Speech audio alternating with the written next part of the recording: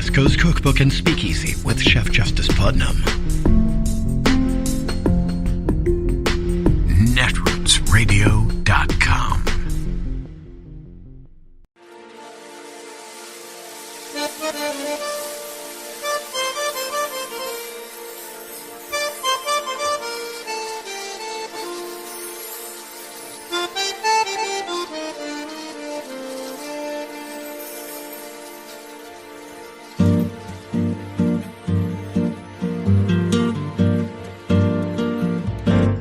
Je voudrais du soleil vert, des dentelles et des théières, des photos de bord de mer, dans mon jardin d'hiver.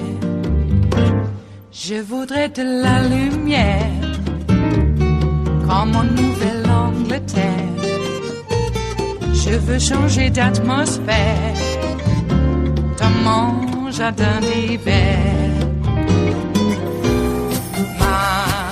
Ma fleur sous la pluie de novembre, tes mains qui courent, je n'en peux plus de t'attendre. Les années passent, il est loin, là je tombe. Nul ne peut nous entendre. Je voudrais du Fred Astaire, revoir un latte. As I said to Alex Wagner, you had a right to believe that you had seen everything in the House of Representatives until today.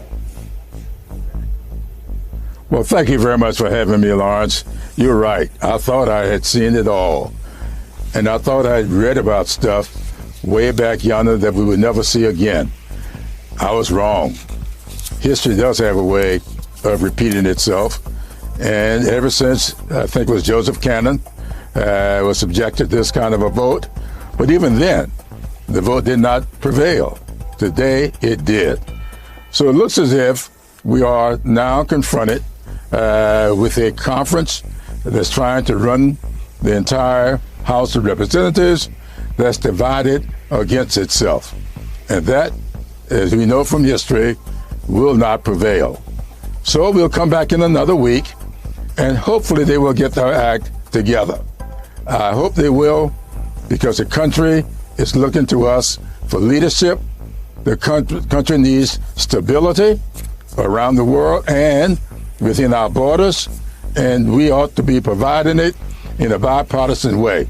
We Democrats demonstrated last Saturday when we had the vote. That was McCarthy's bill that he put on the floor. It was not our bill, because we would have put Ukraine in it if it were our bill. We voted for it in a bipartisan way, more Democrats than Republicans. Yet, rather than accept that as a good gesture on the part of Democrats, as having done something in a bipartisan way, he went on the Sunday shows the next morning and started calling Democrats out for trying to force a shutdown of the government. You go figure. How could you do that? And he didn't stop. This morning, he doubled down and says, I will not deal with the Democrats. I'm going to go to the floor, take my chances with only Republicans. And we saw for 1 hour a House divided against itself, the Republican conference. The entire debate was between their factions. And we Democrats, like the rest of the country, looked in on it, disappointed by it, now forced to live with it. Congressman, a week ago, the question was, would Republicans shut down the government? It turns out what they were going to shut down was the House of Representatives, which is now shut down for at least a week, and in effect, for as long as it takes to get to the next speaker, however many votes that might be. That's correct. I would hope that they would come forward with someone who can work in a bipartisan way to get things done for the American people. Next in line, of course, is Steve Scalise. He has a very good reputation in the House. He's someone that I worked with at the Coronavirus Select Subcommittee and I've known him for a long time, he seems to have the demeanor that's necessary to bring people together. I noticed the chair of the Rules Committee from Oklahoma did a great job today. So there are people on that side of the aisle that I think the public will be comfortable with, and I think Democrats could be comfortable with. But we'll see what they'll do. They seem to be more interested in making headlines than making headway. In the past, I used to think someone like Tom Cole, who you just mentioned, the chairman of the Rules Committee, could be a fairly effective Republican speaker, but that was before Donald Trump, where Congressman Cole has been a complete supporter of Donald Trump. Isn't it the case now that if a Republican speaker works with the Democrats in any way, there are 8 Republicans on the House floor who will immediately vote to remove that Republican speaker? Well, that may be the case. Well, I have a good alternative for that. The name happens to be Hakeem Jeffries. He is someone who has demonstrated over the last several weeks, in fact, ever since January, when we put his name up. The American people have been looking at him and the way he's run the Democratic caucus. And if you're going to have a bipartisan speaker, let those 8 join with us on the Democratic side, and let's give Hakeem Jeffries the 218 votes he'll need to be Speaker of the House. Now, I'm saying that. I know full well that's as far-fetched as almost anything I could think of. But if those 8 people cannot work with their own, maybe they'll work with us. Or there could be 8 others somewhere over there on the Republican side who no longer want to try to do this under this never-before-seen version of governing. You can't even call it governing that these Republicans are trying to do. How would you've worked with speakers before. You've seen them, congressional leaders, up close for many decades now. How would you describe how Hakeem Jeffries handled guiding the Democrats in the House through this crisis today? Masterfully. He did it in a very masterful way. Hakeem Jeffries listens. And when you listen, you can develop a good response. And I watched him in our leadership meetings. He goes around the table, listens to everybody, try to find a common narrative coming out of their comments and the questions they raise, and then set forth a process that everybody has been buying into. And that's why you've seen our caucus function the way it has, because Hakeem Jeffries has demonstrated that he will put the people of this country above the politics of his party. Nobody is more diverse in political thought than the Democratic caucus. My goodness, we have various thoughts that must be reconciled. And Hakeem Jeffries has demonstrated that he knows how to reconcile differences, how to find common ground, how to keep the country moving forward, because we all know we're not a perfect country. We are in search of perfection. And that's what he is masterful at. And I think that he's going to make an outstanding speaker, if not within the next several weeks, certainly within the next several months. The bipartisan action that was taken this weekend in the House extends government funding for 45 days starting Saturday. Those 45 days are going to pass very quickly with this leadership crisis in front of us. That challenge will be the next speaker's very first challenge, with that deadline for another possible government shutdown deadline looming. Yes, it will be. And I would hope that we would take this week, that we're going back into our districts. Everybody will talk to their constituents, because I can tell them what they're going to find. They're going to find people who want to see the Democrats and Republicans working together. I would say that if we can put together not just the appropriation bills, but take a hard look at the issue, an issue that is really a problem for us, and that is immigration. Look at the other issue, voting. Voting rights, I think, are at the basic of what it takes to build a strong democracy. And we know that has been imperiled here of late. So if we can do voting, immigration, and the appropriation bills, I do believe a speaker that can get us to that point will capture the imagination of the American people and will make a country that will move forward together. It is Wednesday, the 4th of October of 2023, and you are in West Coast Cookbook and Speakeasy. I am your chef de cuisine, Justice Putnam. Gunner the English Bulldog is our snoozing sous chef. Precious is our little Yorkie, and she is also our door girl, and she will be seating you directly for our especially special daily special, Smothered Benedict Wednesdays. Will no one rid us of these meddlesome priests? And there's always more than one. Okay. And they're not always just priests either, but you know what I mean. Okay, well, it looks like we're living in a new world order. Just like the old world order. And that's the order of bad daddy. Beating the crap out of mom and the kids. And then getting angry because mom and the kids, don't really want to defend him when the cops came to want to know why bad daddy's beating the mom and the kids. All right, well, that's what bad daddy does. And the illusion is all about the paternal GOP party. Yeah. They are so emotional, aren't they? Boy, from slamming hammers off aim, too. I thought the guy was going to sprain his wrist.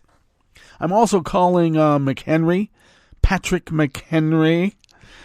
Give me liberty or give me death, except he has a Mc in front of it.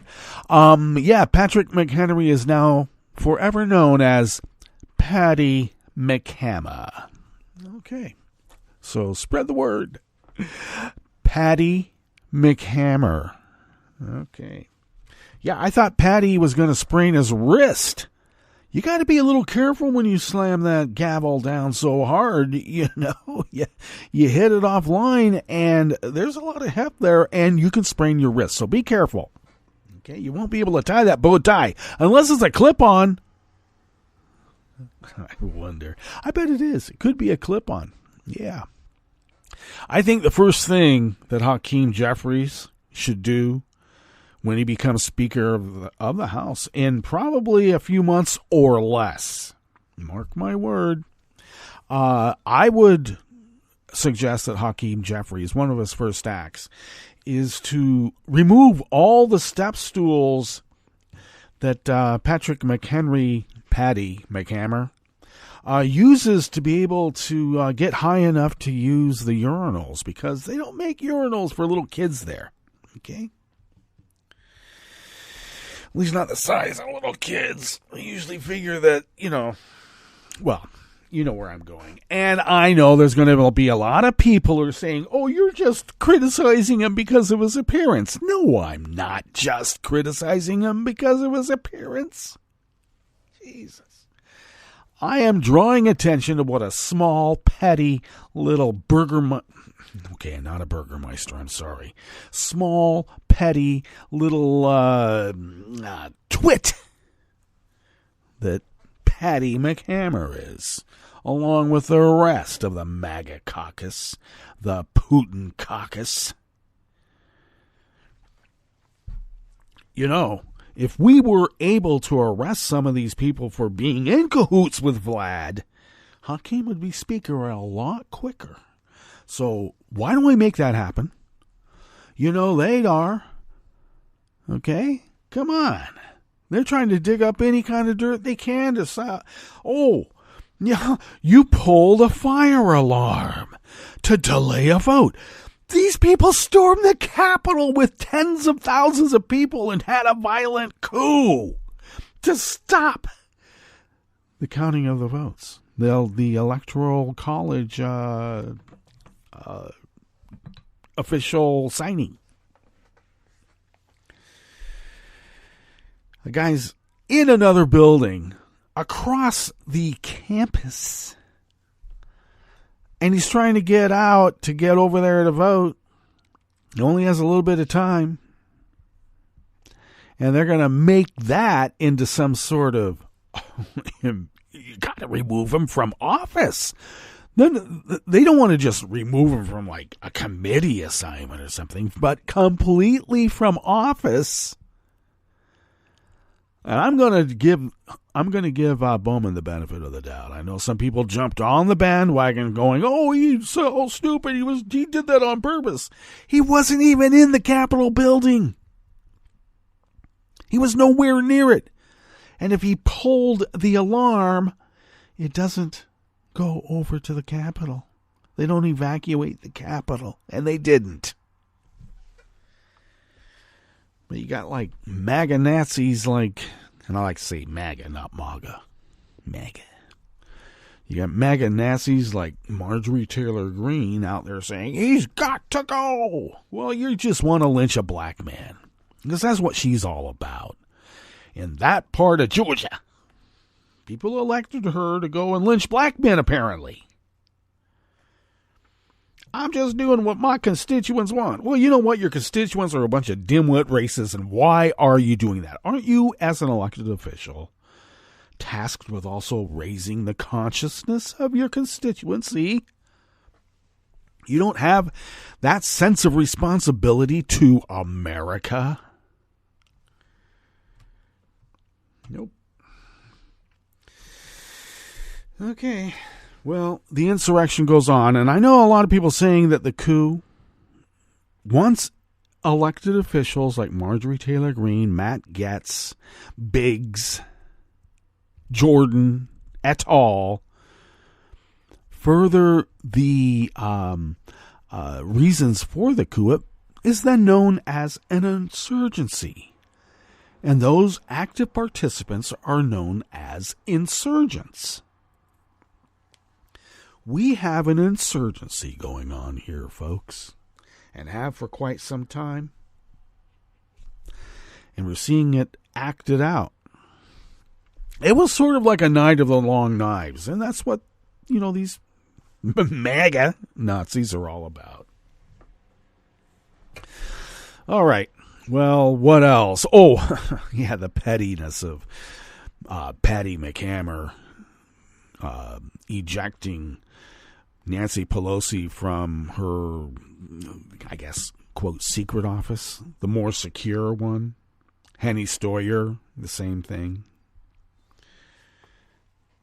We extend olive branches and goodwill every single time, and then they stab us in the back, and then they're upset because when the cops finally show up, we're not there saying, "Oh, but they're good men. He's such a good man. Don't take him away. We need him here or else we can't function." Damn effing wrong to do that anymore. So what the Democrats did yesterday was not helping Matt Gaetz. And I wish somebody would get in Jake Sherman's face. And, like on Morning Joke, for instance. Just the constant MAGA Nazi talking point. It's getting on my nerves. Can you tell? Yes, you can. All right. Kick them out of their offices. Makes me speculate maybe it was Patrick McHenry, that disconnected the panic buttons in Democratic elected officials' offices. No Republicans had their panic buttons disconnected, only Dems. Who did that? Who was behind that?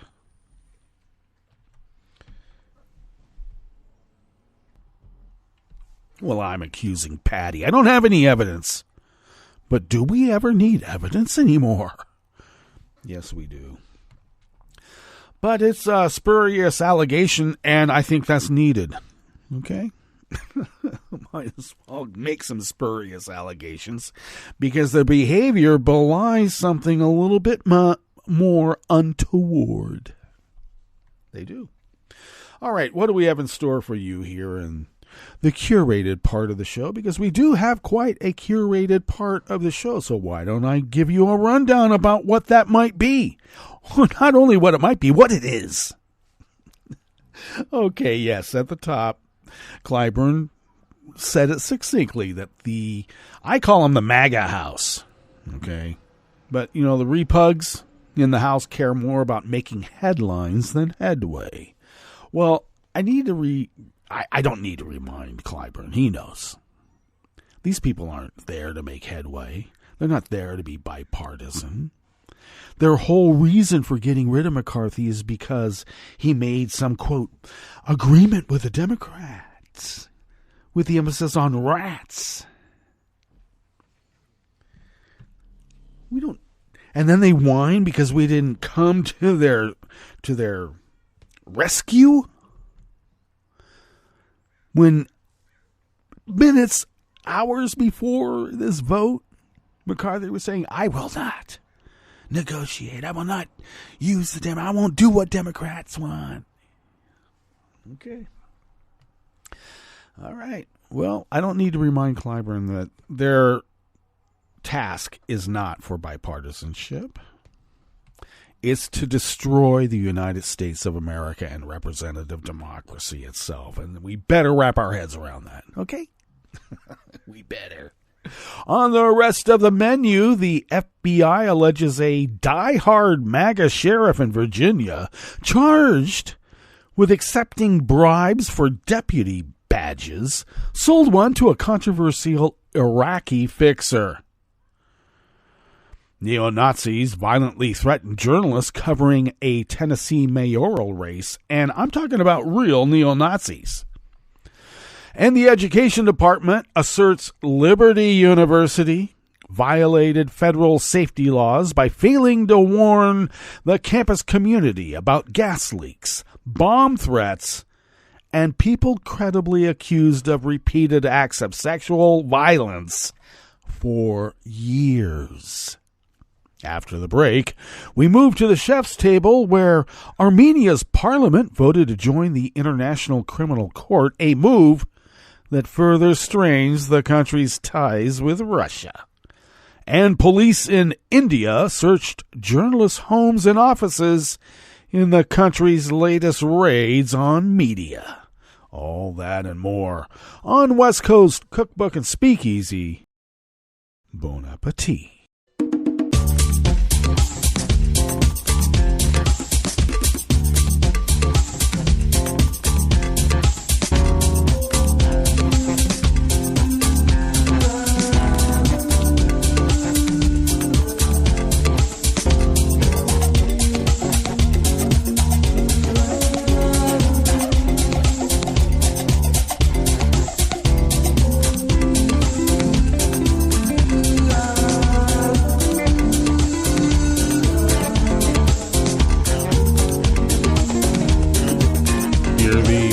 Our homepage at netrootsradio.com. To the right of the page is the chat room link, monitored by Kelly Lincoln. Thank you, Kelly.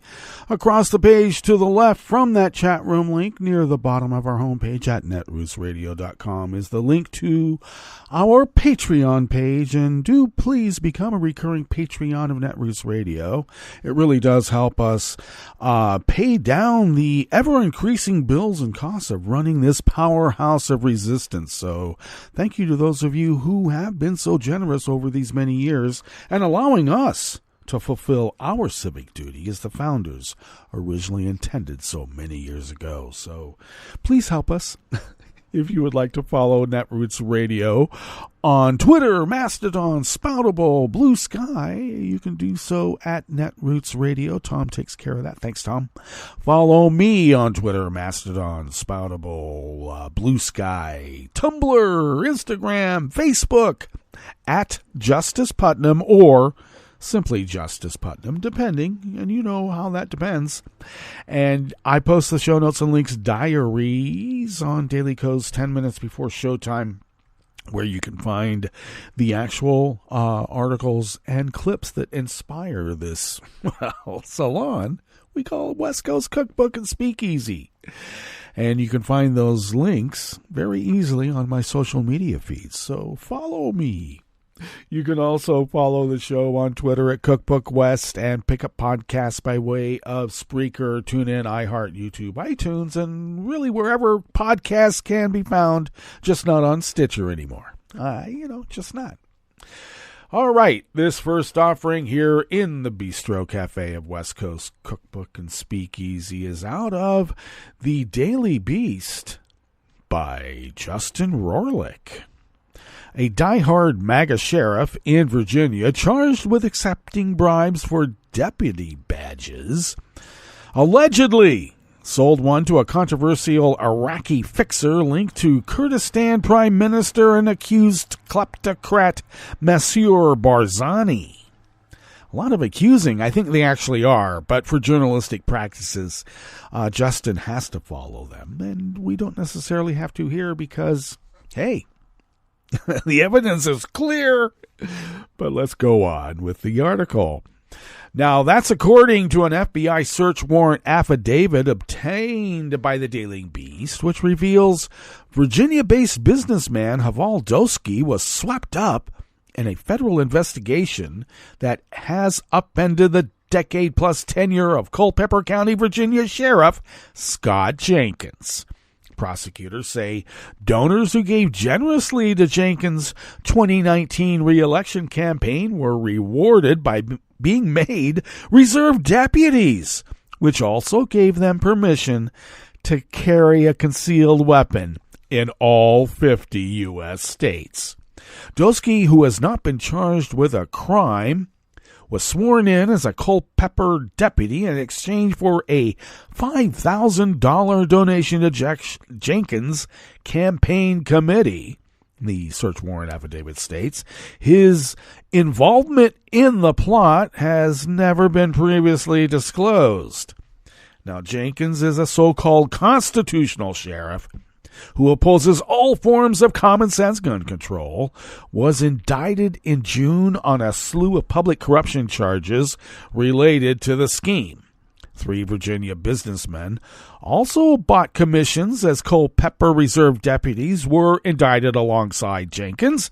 The affidavit cites a cooperating witness who solicited funds for Jenkins and told the FBI he knew of at least 8 individuals who were sworn as auxiliary officers in exchange for contributions. Jenkins has vociferously denied any wrongdoing and recently launched a GoFundMe campaign to raise money for his legal defense. Among the first to give was former Trump National Security Advisor and QAnon acolyte Mike Flynn, who kicked in $500.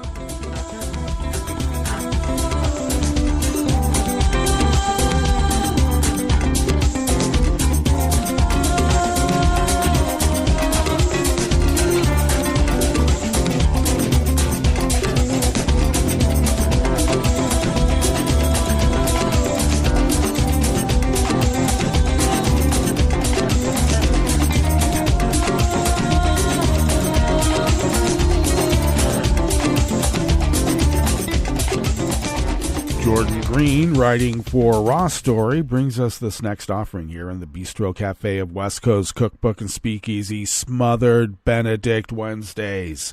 Neo-Nazis attended a mayoral candidate forum on Monday in Franklin, Tennessee, and what quickly followed was a spray of online threats against journalists from a racist gas station owner linked to one of the candidates.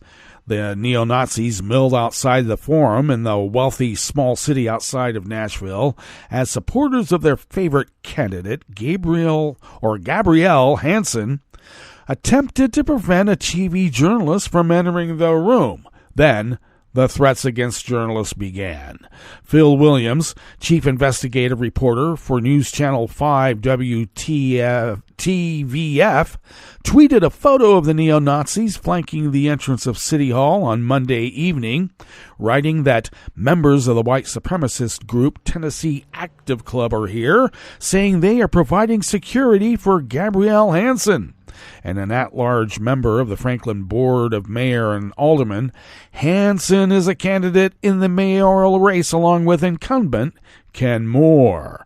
Hours after Williams' Twitter post about the neo-Nazis posted outside the candidate forum in Franklin, a Telegram channel operated by the owners of the Lewis Country Store, a kitschy Second Amendment-themed restaurant where neo-Nazis conduct mixed martial arts training, posted an anti-Semitic diatribe against Williams and accused him of lying. The Telegram message ended by saying that journalists have no idea the day of the rope is real, and it's approaching quicker than they can prepare for. You better run, run, run, the message concluded. Now, of course, we know the day of the rope is a reference to a 1978 novel by white supremacist William Pierce that outlines a violent fantasy about a neo-Nazi insurgency overthrowing the U.S. government. The book has been credited with inspiring numerous violent acts of far-right violence, from the 1995 Oklahoma City bombing, which killed 168 people, to the January 6th insurrection at the U.S. Capitol.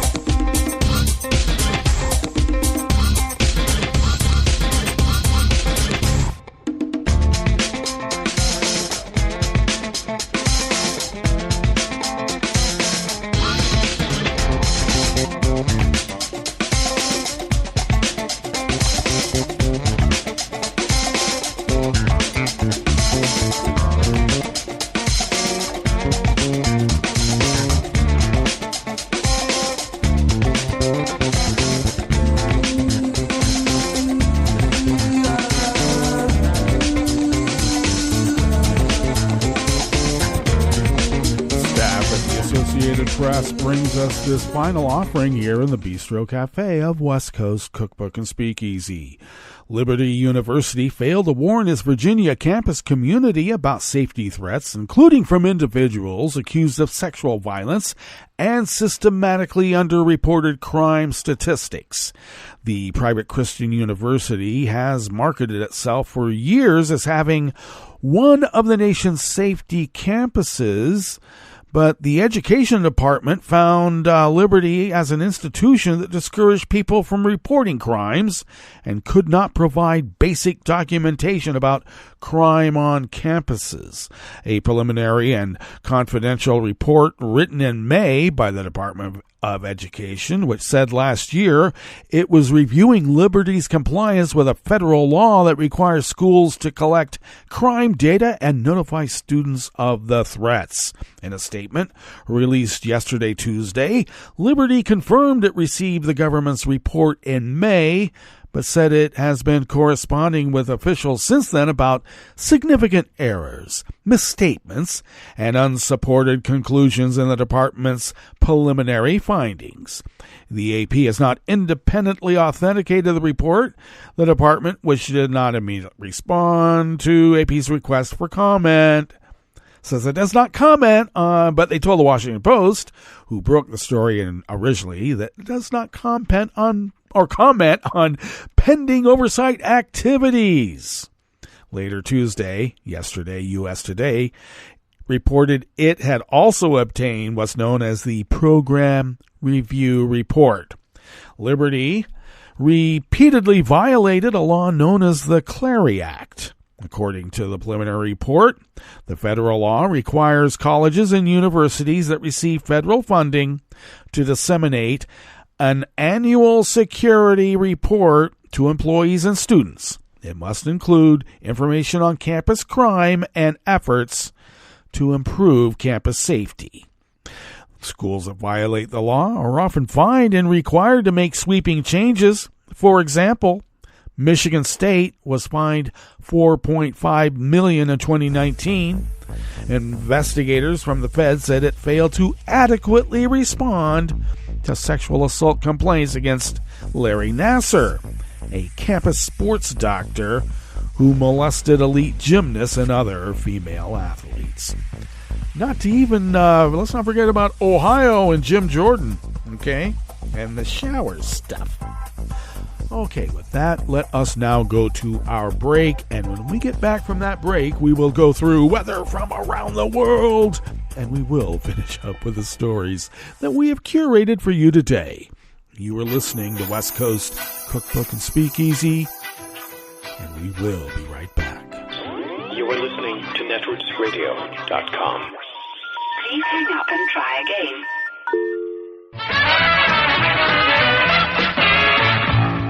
From a point at sea to the circles of your mind, a new force is at work for planetary transformation. New radio for a new Earth.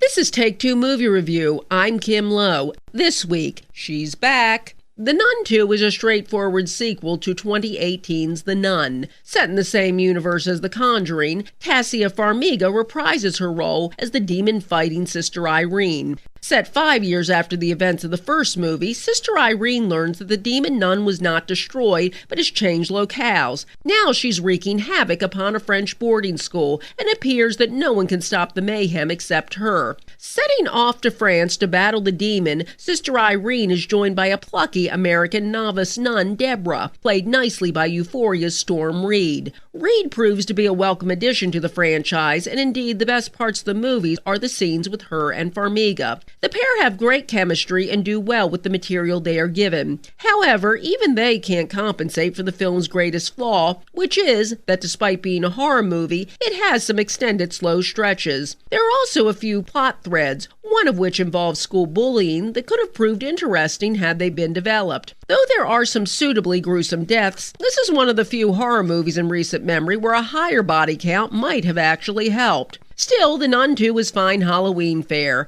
Despite the less-than-great CGI on the demon, the production is pretty good and there are a few solid jump tricks. Add to that the aforementioned performances by Farmiga and Reed, and The Nun 2 isn't that bad. Like all the films in the Conjuring world, the goal of this second prequel isn't high art. Given some of the other franchise horror out there, this one holds its own, though you might be able to hold out for cable play in 6 months. This has been Take Two Movie Review. I'm Kim Lowe. Catch up with us at TakeTwoMovieReview.com and beat us back on our channel on YouTube.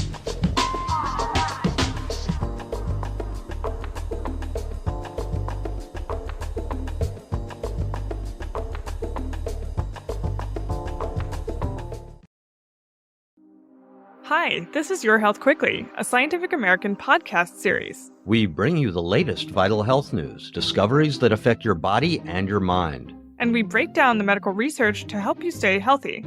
I'm Tanya Lewis. I'm Josh Fishman. We're Scientific American's senior health editors. Today, we're talking about decongestants. Scientists who advise the FDA recently concluded that phenylephrine, a common decongestant in cold medicines, doesn't work. And we'll talk about what actually does.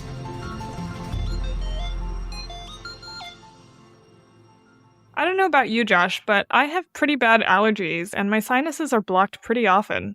I've tried all sorts of things to help, from nasal sprays and decongestants to antihistamines to hot showers. Some of these things help and some of them don't. What helps you the most of all those things, Tanya? I find that the steroid nasal sprays work pretty well, but I don't like to use them all the time. How come? I just find that sometimes I develop a tolerance to it, so it stops having the same effect. Sometimes hot showers do help temporarily, but usually the congestion comes back. Yeah, and there's only so long that you can stand under a hot shower, right? Right. So I've tried those saline sprays up my nose, and they kind of flush things out, and I feel more comfortable, but I have to use them for a bunch of days before I feel any difference. Yeah, those saline ones are pretty good. Overall, I tend to go for decongestant tablets, which are supposed to reduce swelling inside of my nose, opening up my airways. Well, you're not alone in preferring tablets. One of the most popular decongestant ingredients is phenylephrine. It's found in drugs like Sudafed PE, Benadryl Allergy D plus sinus, and Vicks Dayquil cold and flu relief.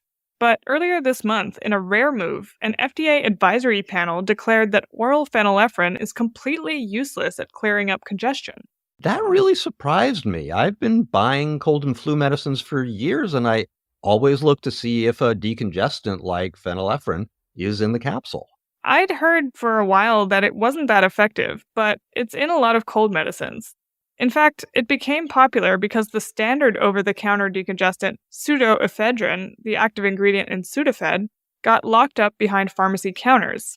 That's because it can be used as an ingredient in making methamphetamine.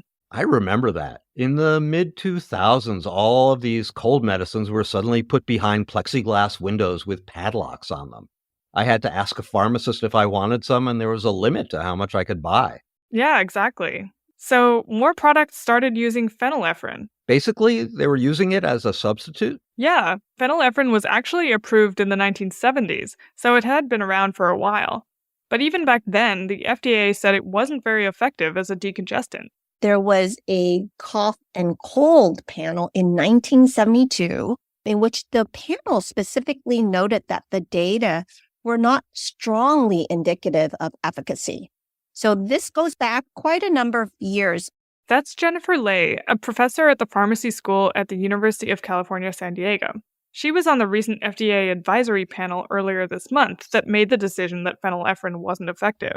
Back in the 1970s, the FDA was more concerned with safety than effectiveness. So first and foremost, at the dose that's currently approved, 10 milligram for nasal congestion, it does not appear to provide any safety concerns, except in a very small population who has high blood pressure. Then, in 2007, an FDA advisory panel reviewed the data. And in review of the data, they thought that efficacy was maybe suggestive at higher doses. And so the recommendation at that time was to obtain more clinical data. And the committee who reviewed it withdrew approval for those less than 12 years of age. Fast forward to today, when another FDA panel, the one Lay was on, reviewed the drug's effectiveness again. They looked at more recent data on how the drug is metabolized and how well it works in people. And the pharmacologic data side indicated that when you take oral phenylephrine, most of it is metabolized to inactive forms. So very little of the active drug, in fact, 1% based on FDA data, actually gets into the blood. So most of the drug isn't even making it into the nose, in other words. Exactly. In addition to that, 3 trials of oral phenylephrine showed it was no better than a placebo at relieving congestion. So the committee voted unanimously that oral phenylephrine is basically useless. Now, the FDA panel only reviewed forms of the drug that come in capsules, tablets, and syrups, though. So what about things like nasal sprays? So they didn't review phenylephrine nasal sprays. Those might still be effective since they are going right into your nose. But the oral pills won't do much. But I've been taking these cold medications with phenylephrine for years, and they do make me feel better, I think. Is that just a placebo effect that I'm feeling? Not necessarily.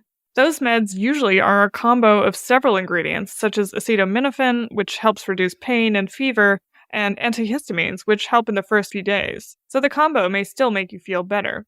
Overall, though, if oral phenylephrine doesn't work, what should people use instead of it? I asked Lay the same question. She basically said that for short-term congestion with a cold, you should just wait it out. The nasal congestion that occurs with the common cold is self-limiting. And so if it's possible and if it's tolerable, I have a very high tolerance rate when it comes to symptoms. Let it resolve. Let the symptom resolve. There's nasal saline products that can maybe help with congestion a little bit. A warm, hot bath, a humidifier can help with some of that too. But Tanya, you said you tried a lot of those things and often they don't work. Yeah, I find that most of them only offer temporary relief. So are you just supposed to walk around with your nose blocked or running for a week and a headache pounding and maybe a box of tissues tucked under your chin? I know, right? It really doesn't seem great. There are other decongestants, like pseudoephedrine, which you can get by asking a pharmacist, like we mentioned earlier. And that works pretty well. You can also use nasal sprays like Afrin, but be careful. If you use those longer than 3 days, they can cause your symptoms to rebound. What about other nasal sprays like Flonase or Nasacort? Those steroid nasal sprays work pretty well, but ask a doctor if you're congested for longer than a few days, because you might have chronic inflammation due to allergies. And allergies are a different story, right? Right. For that kind of congestion, you should consult an allergy specialist.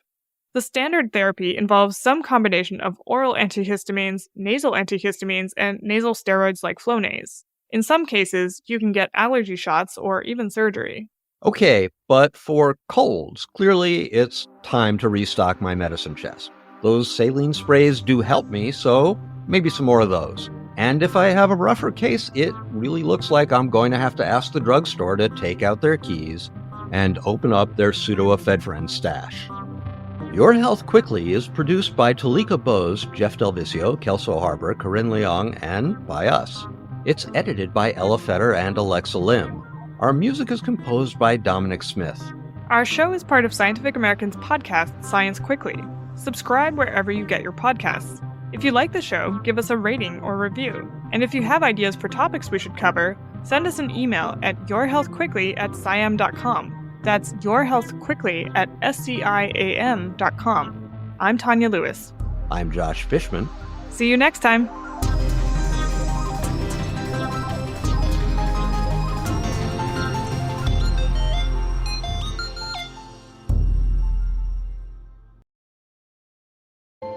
This is the story of a very special woman. In a matter of seconds, she turned herself into a great mathematician or an entrepreneur. Her knowledge was limitless and still is. She could also make monsters disappear, especially those that lurked in the shadows under the bed. Once, this woman put back together a teenage girl's broken heart, which had been shattered in 1,000 pieces, just by giving her a bear hug. She masqueraded as a regular person at work, but as a superhero at home. Everyone knows her as Gabriella. I still call her Mom.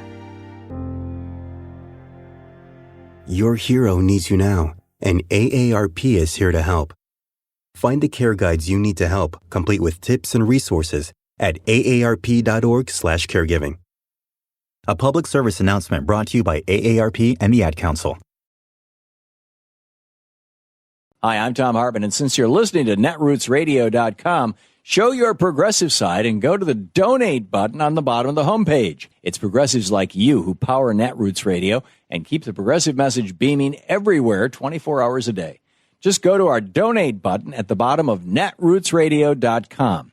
Thank you for keeping progressive radio at full power.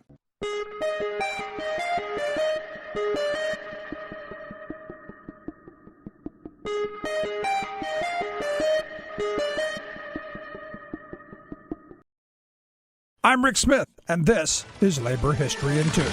On this day in labor history, the year was 1918. That was the evening that a series of explosions began at the T.A. Gillespie Company near Morgan, New Jersey. The explosions would destroy the plant and 300 buildings and kill an estimated 100 people. The world was embroiled in World War I. The United States had entered the global conflict the year before. The nation's factories were churning out munitions and other supplies for the war effort. On that fateful evening at Gillespie, workers were loading shells at the sprawling complex of 700 buildings that covered more than 2,000 acres. The initial explosion was likely an accident. Regardless, the explosion was so severe that it cut water lines to that part of the plant. Without water pressure, firefighters struggled to douse the flames. A chain reaction of explosions touched off as the fire spread in the plant. Houses in the nearby town shook from the massive explosions.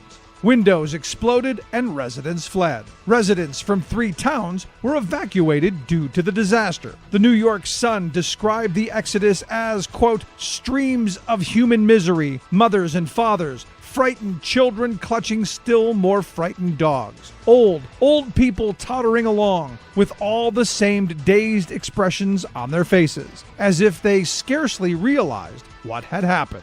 When the fire was finally put out, nearly half of the plant's buildings were destroyed. It was impossible to say exactly how many workers were killed, so bad was the carnage. 2 members of the U.S. Coast Guard died responding to the disaster. The disaster was then compounded when a flu epidemic swept through the residents evacuated from nearby towns. The death toll and misery from these tragic events mounted even higher. Labor History in 2 brought to you by the Illinois Labor History Society and The Rick Smith Show.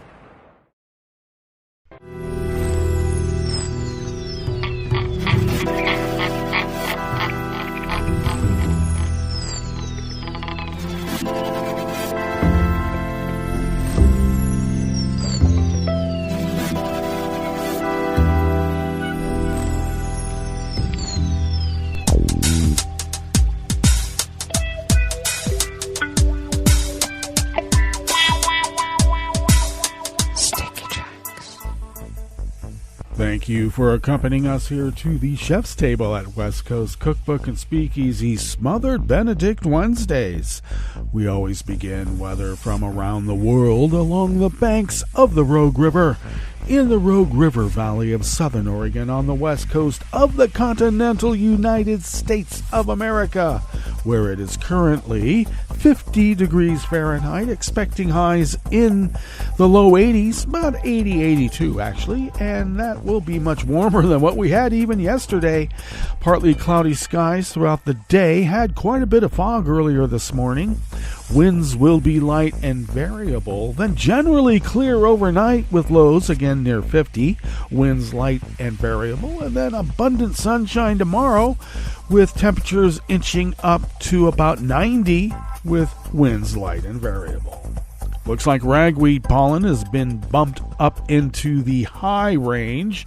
The air quality index for the region is in the good range at 11 parts per million, and that daytime UV index is rated moderate at level 4. Barometric pressure is falling at 30.25 inches. Visibility is at 8 miles, and relative humidity is at 94%. Weather from around the world is brought to you by a crowd of crowdsourced weather stations that a crowd crowdsources from around the world, and that is the Weather Underground. London is 64 degrees and cloudy. Paris is 65 and partly cloudy. Rome is 80 degrees and sunny. Kabul is 62 and clear. Kyiv is 65 and mostly cloudy. Hong Kong is 86 and partly cloudy. Tokyo is 65 and cloudy. Melbourne, Victoria, Australia is 50 degrees and mostly cloudy. San Francisco, California is 65 degrees and sunny. Chicago, Illinois is 76 degrees and fair. And New York, New York is 77 degrees Fahrenheit and fair. And that is weather from around the world, brought to you by a crowd of crowdsourced weather stations that a crowd crowdsources from around the world.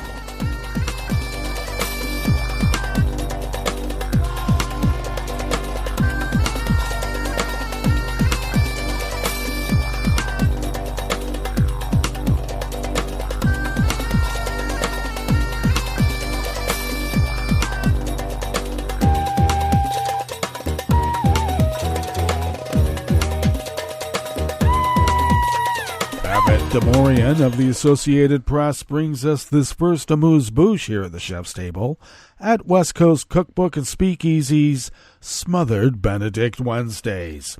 Armenia's parliament voted yesterday, Tuesday, to join the International Criminal Court, a move that further strains the country's ties with its old ally, Russia, after the International Criminal Court issued an arrest warrant for Vladimir Putin over events in Ukraine. Moscow last month called Yerevan's effort to join the ICC an unfriendly step, and the Russian Foreign Ministry summoned Armenia's ambassador. Countries that have signed and ratified the Rome Statute that created the ICC are bound to arrest Putin, who was indicted for war crimes connected to the deportation of children from Ukraine if he sets foot on their soil. Armenia later sought to assure Russia that Putin would not be arrested if he entered the country. Still, Kremlin spokesman Dmitry Peskov called the decision incorrect, saying it will raise additional questions in Moscow. Even though Armenia is our ally, a friendly state, our partner, and a lot unites us with the brotherly Armenian people. Asked if Putin would have to refrain from traveling to Armenia, he added, "Of course, we would not want the president to have to ever, for whatever reason, refuse a visit to Armenia. A diplomatic solution is needed and will be discussed with Yerevan," he said. Armenian officials have argued the move has nothing to do with Russia and was prompted by what they call Azerbaijan's aggression against the country. Lawmakers voted to ratify the Rome Statute by a vote of 60 to 22. The measure goes next to Armenia's president, who must prepare a ratification document, which is then deposited with the UN Secretary General. The decision comes into force 60 days after the ratification, according to Armenian lawmakers. Armenia's relations with Russia have frayed significantly in recent years. In 2020, Moscow brokered a deal that ended a 6-week war between Armenia and Azerbaijan. It mandated that Yerevan secede to Baku large swaths of territory in and around Nagorno-Karabakh, a part of Azerbaijan which a predominantly Armenian population lived. Russia then sent some 2,000 peacekeepers to the tumultuous region, and Armenia has accused the troops of failing to prevent recent hostilities by Azerbaijan that led to Baku taking full control of the region.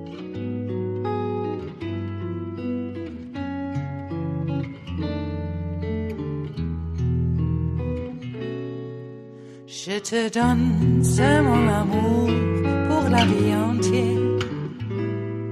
La promesse de me trouver à tes genoux. Aussitôt que tu m'appelles, rester toujours fidèle. C'est tout, c'est tout. Je te donne tous mes printemps, mes étés de mer. Mes automnes, quand les feuilles tombent partout. Si ce n'est pas une bonne affaire, je te donne tous mes hivers. Sheikh Salik of the Associated Press brings us this final amuse-bouche here at the chef's table at West Coast Cookbook and Speakeasy. Indian police raided the offices of a news website that's under investigation for allegedly receiving funds from China, as well as the homes of several of its journalists in what critics described as an attack on one of India's few remaining independent news outlets. The raids came months after Indian authorities searched the BBC's New Delhi and Mumbai offices over accusations of tax evasion in February.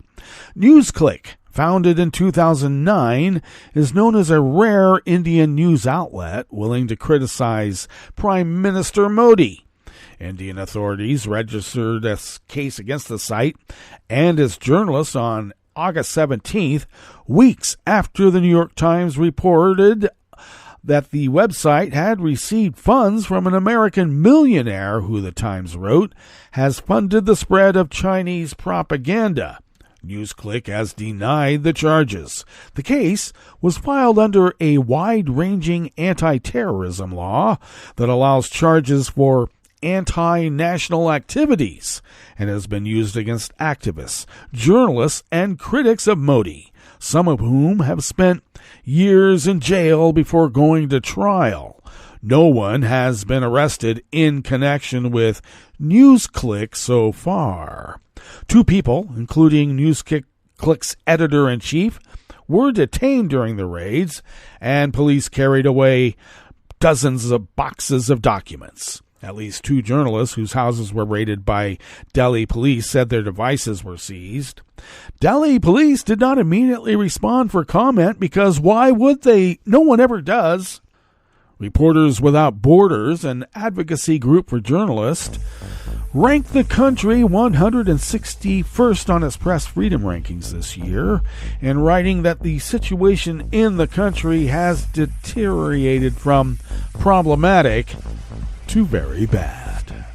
Well, that brings us to the end of our broadcast period for the day, but you do know Netroots Radio broadcasts on, and we will meet up here tomorrow for Metro Shrimp and Grits Thursdays. So do stay tuned to Netroots Radio all day and all night for all the breaking news as it breaks, and we will meet up here tomorrow, right here in West Coast Cookbook and Speakeasy. Bon appetit.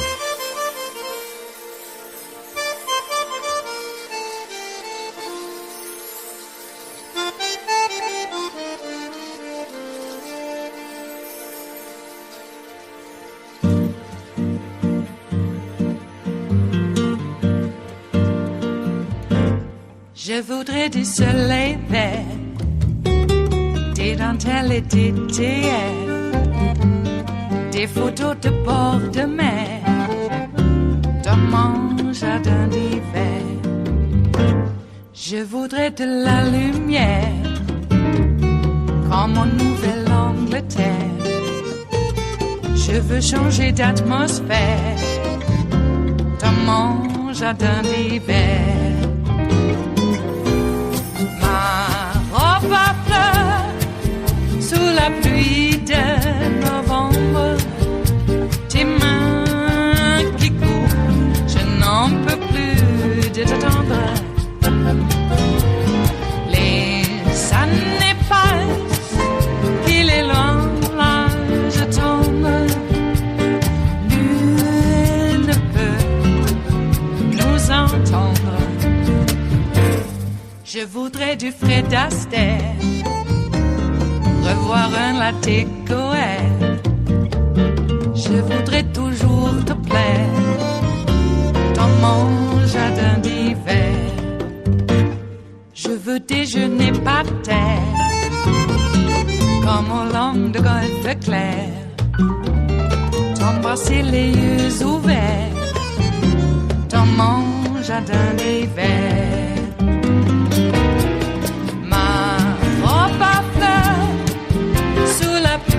De novembre, tes mains qui courent, je n'en peux plus de t'attendre. Les années passent, il est loin, là je tombe. Nul ne peut nous entendre. Ba-da-da-dum-di-da-dum. Ba-da-da-dum-di-da-dum. Ba-da-da-dum-di-da-dum. Dans mon jardin d'hiver. Ba-da-da-dum-di-da-dum. Ba-da-da-dum-di-da-dum. Ba-da-da-dum-di-da-dum. Dans mon jardin d'hiver. Dans mon jardin d'hiver. Dans mon jardin d'hiver.